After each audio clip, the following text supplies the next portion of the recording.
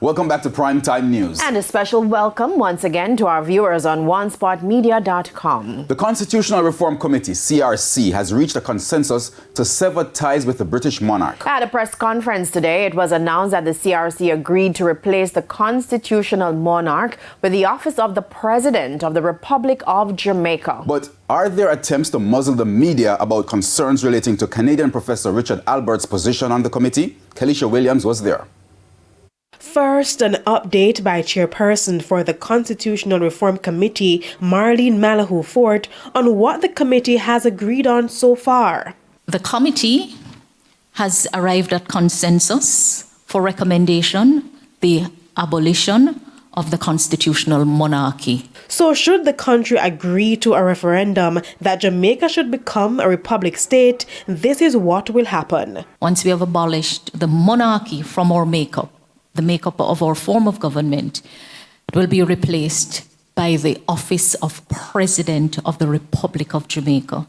The President of the Republic of Jamaica will be the formal head of state of the Republic of Jamaica, separate from the head of government of the Republic of Jamaica, President and Prime Minister. President as head of state, Prime Minister as head of government. However, there was no ignoring the elephant in the room.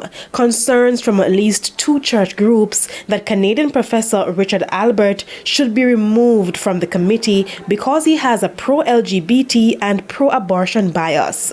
When I asked Mrs. Malahoo Fort whether Professor Albert or anyone else will be removed from the committee, this is what she said.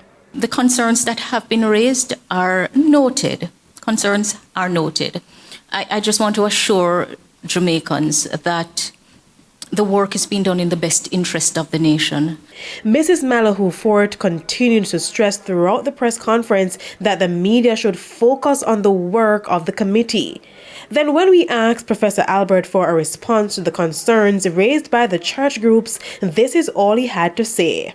I'm a scholar of constitutions, but I should also say that I have a deep family connection to this beautiful land.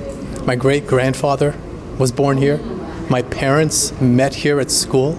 My aunts and uncles were educated here at colleges and universities. But more than that, set that aside. I'm a scholar of how constitutions are made, how they're changed, with specific focus on the Caribbean.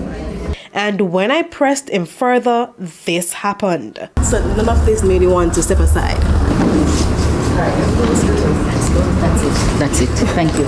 Again, Mrs. Malahoo Fort repeated that the focus should be on the work of the CRC. That aside, it is important to note that since the church's concerns started to dominate public discussions, President of the Jamaica Umbrella Group of Churches, Dr. Elaine McCarthy, has been added to the committee. I just want for the church community to continue in prayer for this group at this time, because we can only trust and depend on God to help us. Kelisha Williams, TVJ News.